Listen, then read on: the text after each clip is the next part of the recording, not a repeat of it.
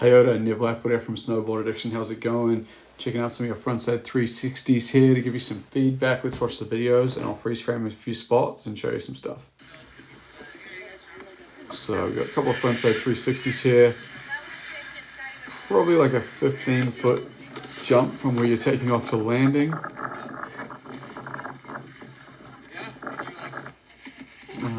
I think there was 4 different shots of it. Back one.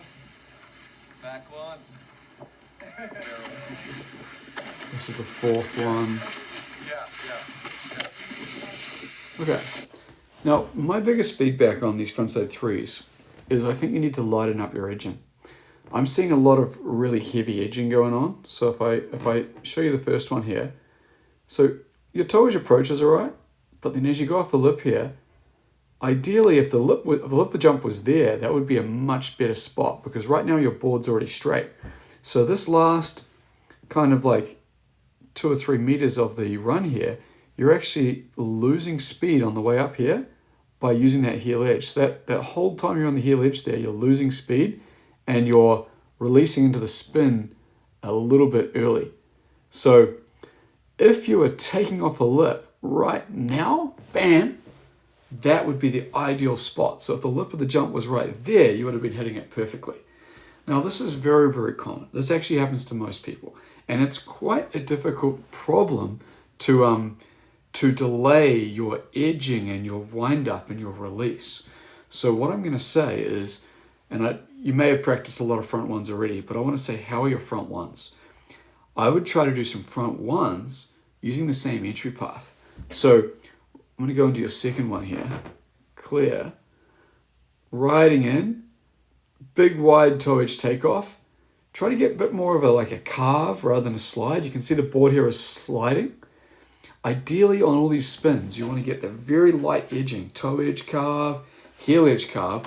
So you're keeping all your speed, as much speed as possible. When you see any really advanced rider, any pro rider going off a jump, it's just carve turns. So there's no wash of speed, there's no slide of the board. Right now you are sliding your board a little bit on the way in here. And again here, from here onwards, you're sliding the board and losing speed rather than being on this nice, smooth knife edge, heel edge carve and taking off that jump. So that's why I'm saying, see if you can tone it back to 180s. Because if you get like a really clean frontside 1 heel edge takeoff, you're going to be like, wow, I can spin a 360 so easy off that edge. You're going to have more speed. You're going to have more pop. You're going to have more energy to release into the 3. And you've already got plenty of energy. You're making the 360 no problem at all. You just need to work on that edge work a little bit. Light edging. Like right now where your upper body's wound up, that's perfect. You're wound up perfectly. Bam, to be taken off right there. Taking off this lip of the jump right there. Now it's hard to do, but you've got plenty of energy here. In fact, you've got so much energy that you almost forget about the blind landing. You're looking at blind landing there, but because you've still got time, you're going around and you're already looking back into the new landing. So this would have been a perfect, for a smaller jump, you had plenty of rotation for a 360 blind landing right there. But because this jump is bigger, it's like 15 foot, you gotta slow that spin down.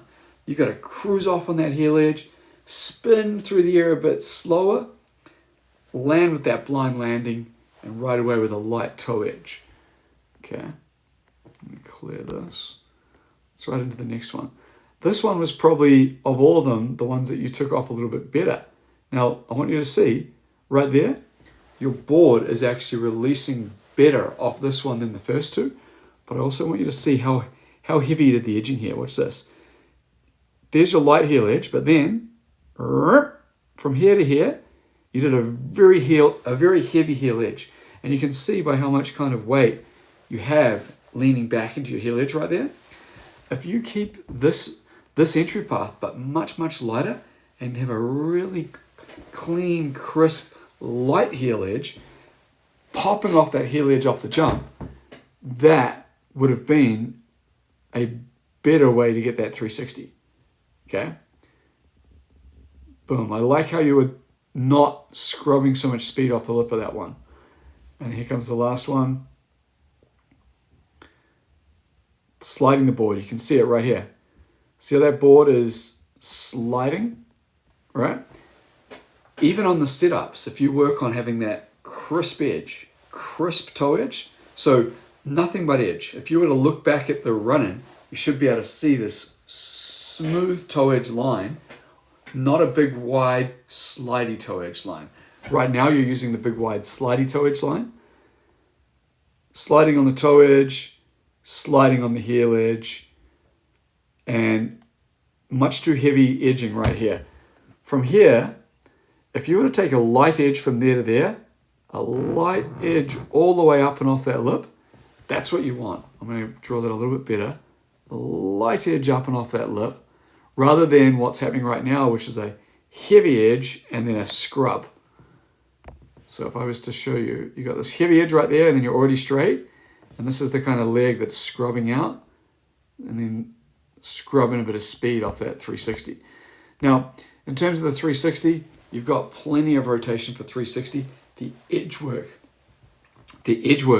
is what's going to make this crisp.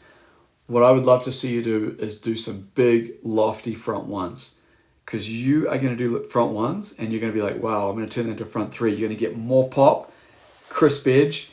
You're going to go off that lip properly with a straight board and you'll be able to turn that into a 360 so easily. Hopefully this tip helps you. Looking forward to seeing the improvement in your front threes. I'm Nev Lapwood from Snowboard Addiction. Our goal is to improve your riding.